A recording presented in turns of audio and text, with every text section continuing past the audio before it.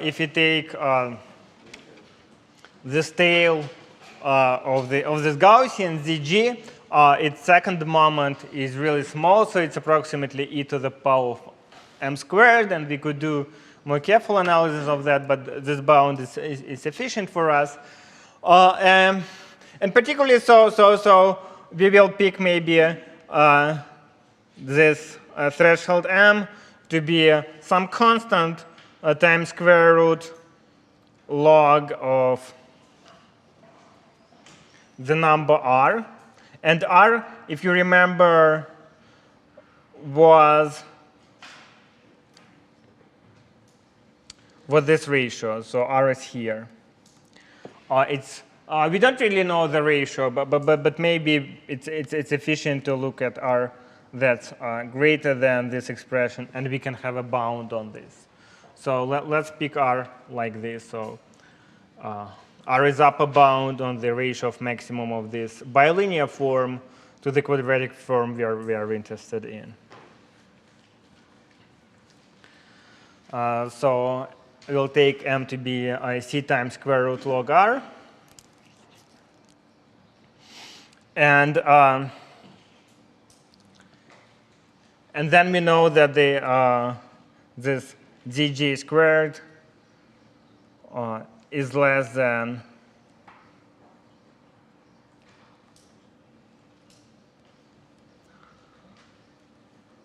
one over r, and maybe by picking this constant c sufficiently large, we can do it 1 over r squared or something like this. So we know that the variance of Zj is small, so how to bound this expected sum? So we are interested in bounding this error term. We want to show that it is small, right? So again, let's rewrite it. Maybe sum hij, we can put the expected value inside the summation. So it's some expected value of yi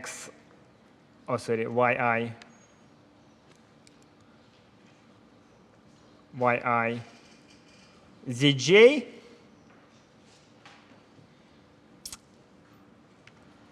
And let me maybe write it r squared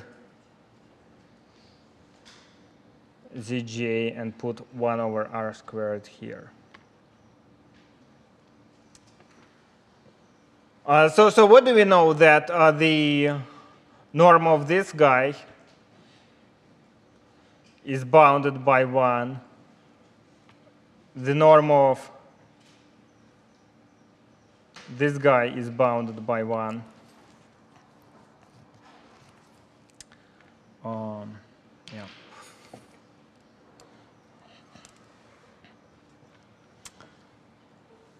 Sorry.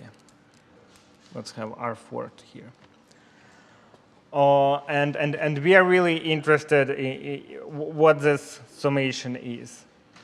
But as I said previously, we can think of this expected value of yi times this scale zj random variable as just a dot product of some vectors of length less than 1, right? So it is particularly less than 1 over r squared summation over aij, and here we can put some vectors x tilde xi, or maybe here v, to be consistent, v tilde I, v tilde j. Okay.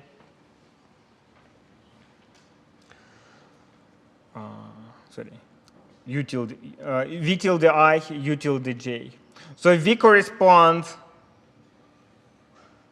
to this thing, and this corresponds to this thing.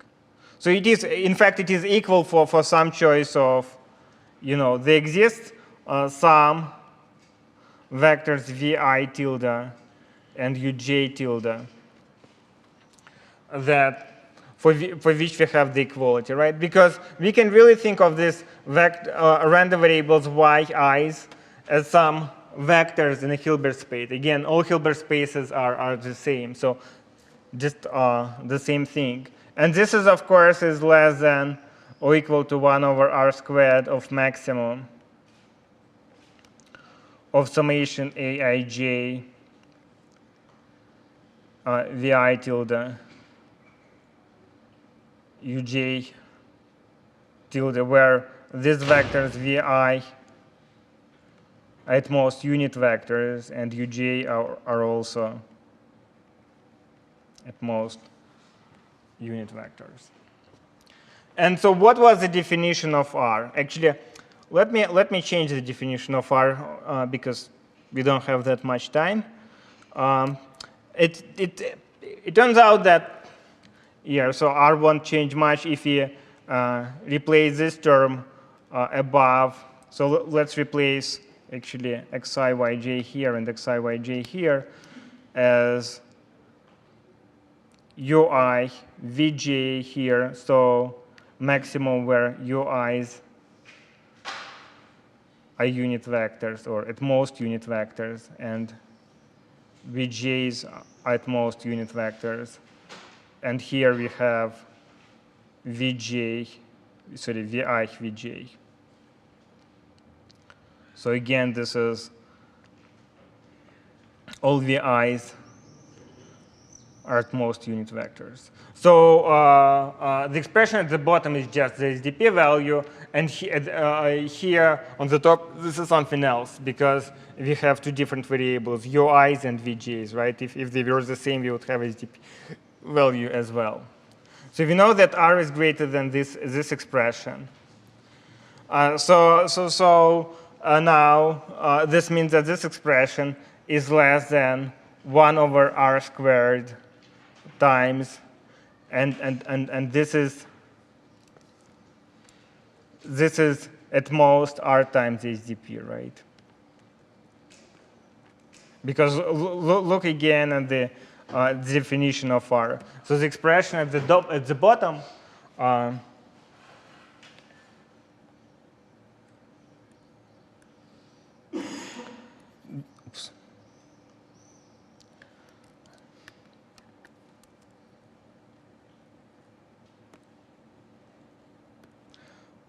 this expression, right?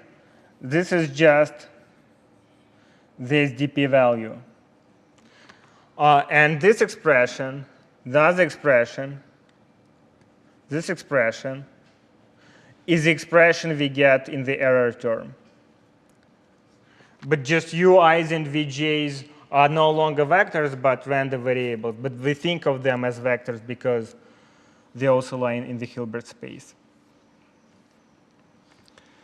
And because of this, the whole expression can be bounded like this, and we get 1 over R times HDP. And this is good enough for us.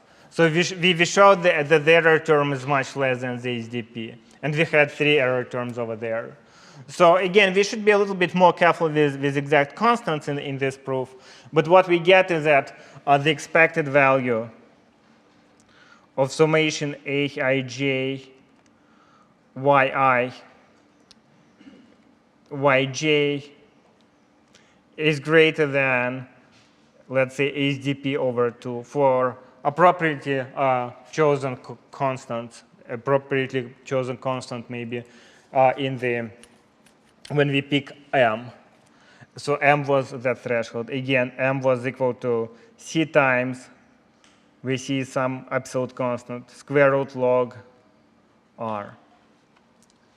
And this is the expression we get. Any questions? So now what we got? We got these variables yi. We can sample them. All yi's belong to the interval from -m to m. And what we do next, we just scale all of them. So we divide all yi's at the same time by m. And since we have a quadratic form, so the value of the quadratic form really is divided by m squared, right?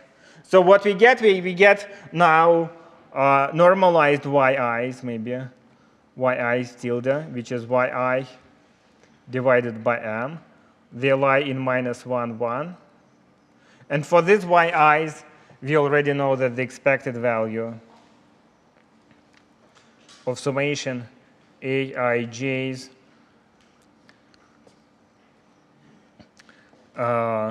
yi tilde, yj tilde is greater than the SDP value over m squared, maybe 2 here, and which is approximately equal to some SDP over some constant C prime log R. Okay, so this is what we get. Now, maybe I'll show some applications of this theorem. So this is really the result we get. So this is the approximation factor we get. Any questions? But now there are two ways for switching from vectors to plus minus ones. First, you cut them by a plane, and now you make a more complicated thing. You take a random direction and take this, and then optimize the quadratic form and decide whether you go plus 1 or minus 1 and so on. So for example, for the previous problem, this probably doesn't give any better thing. So the best one is a random hyperplane for the previous. But the advantage of this is can work for other cases. Other. The first one, won't work exactly. So in one example, let's say if let's say that our matrix A is positive semi-definite. Okay, so it's positive. In the example of Max Cut, it was also positive semi-definite, but it also had a very special form of Laplacian. So what can we say in this case? And what we really need to do is using the theorem to say something about this ratio R. So let's look at this summation Aij Vi Uj. And we can rewrite it in slightly different form as summation of Aij, and here we have Ui plus Vj, Ui plus Vj, again dot product over 2 plus summation Aij. And here we have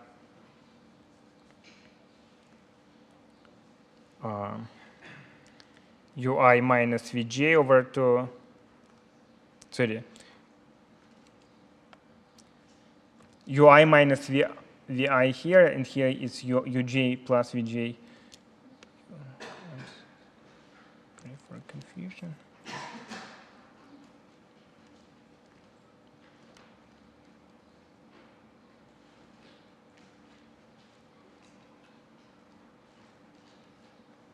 Okay, just let's rewrite this thing as this thing, right? If you just open the brackets here, we'll get exactly the same expression, and so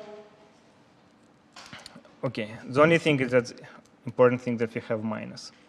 Okay, that's just equality, and so what we can say, we can bound. So the first expression is some expression for vectors Ui plus Vj. So instead of some vectors in here, we replaced Ui plus Vj. Again, this, if you take Ui plus Vj over 2, this is at most unit vector. So we know that this term is bounded by SDP. So once we divide everything by SDP for R, and we divide these terms by SDP, and here by SDP, we'll get HDP over HDP. So this is good. This is just 1. And then the second term is really worse. So we can bound it as a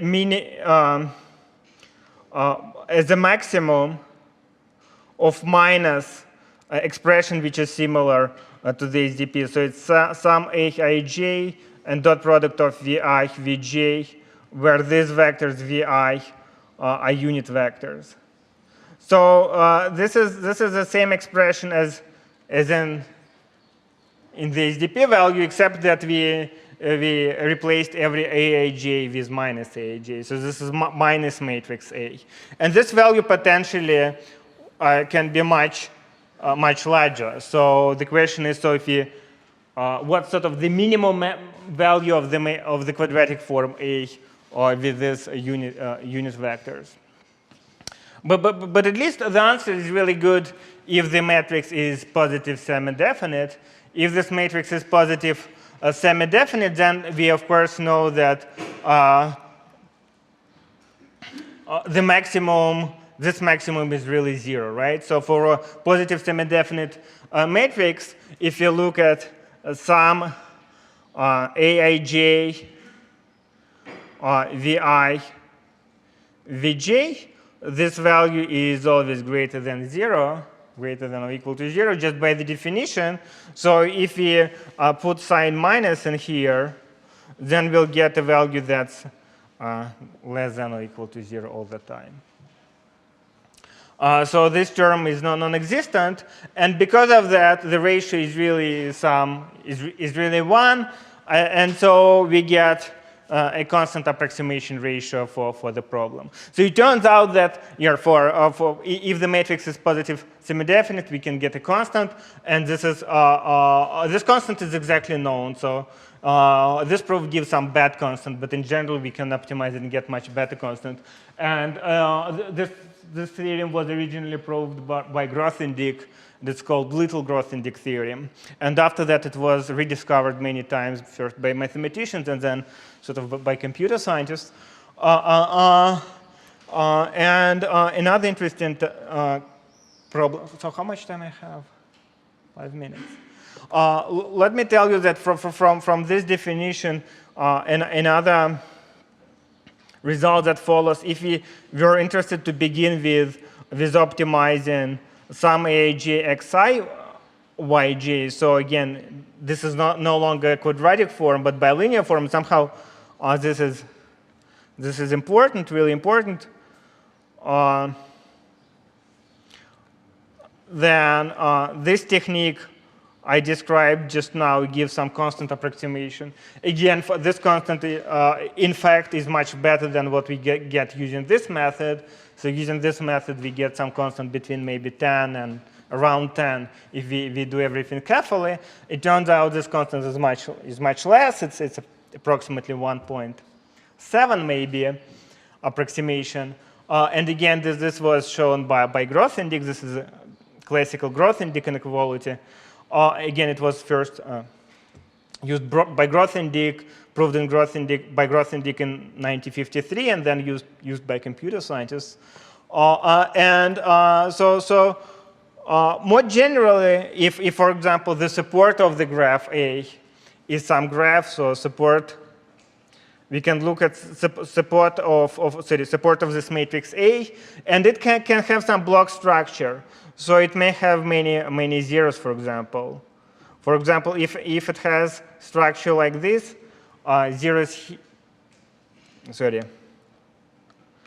structure like this, zeros in here, and in here, and something here and here. Sort of then the corresponding graph to the support, if you think of the support of this matrix as the adjacency matrix for the graph, so we have edges connecting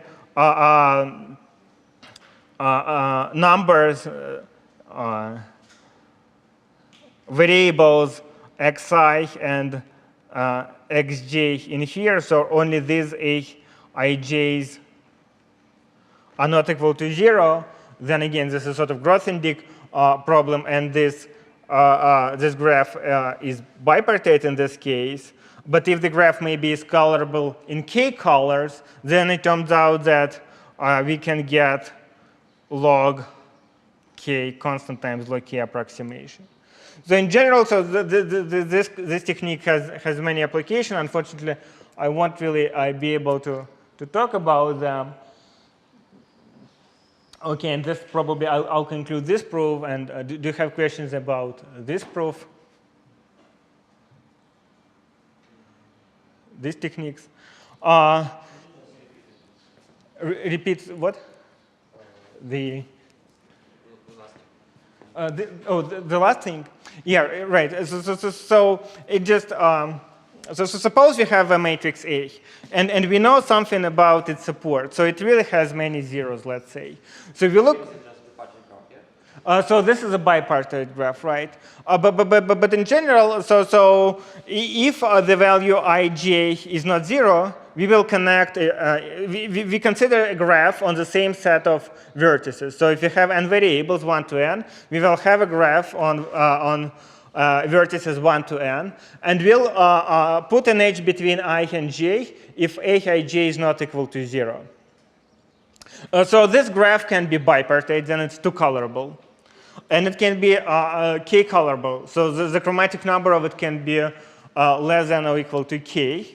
And in this case, it turns out that using this technique, I won't able to show it now, but we can bound exactly this quantity r, as I had before, this ratio between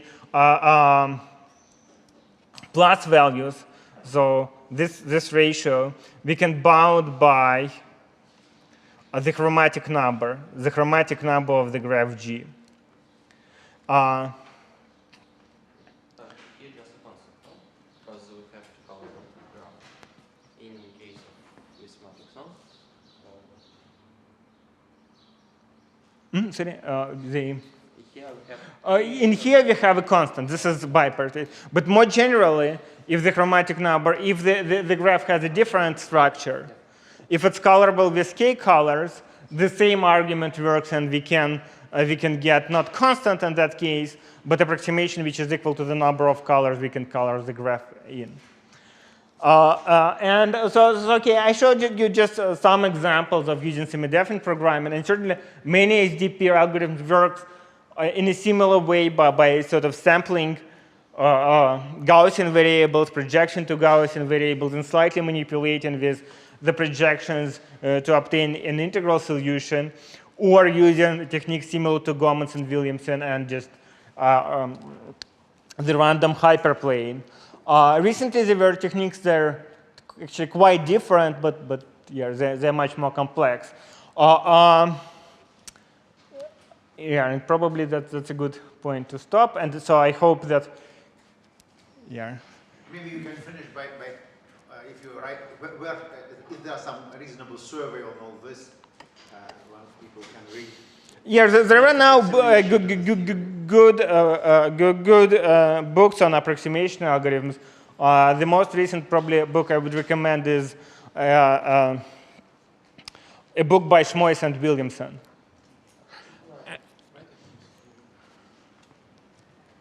Okay, if I don't.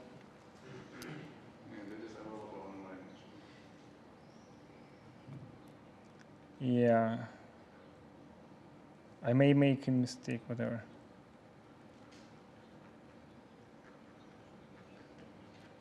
Yeah, it is available online, so you can download it, or from their website, or if you just Google for them, or Bing for them.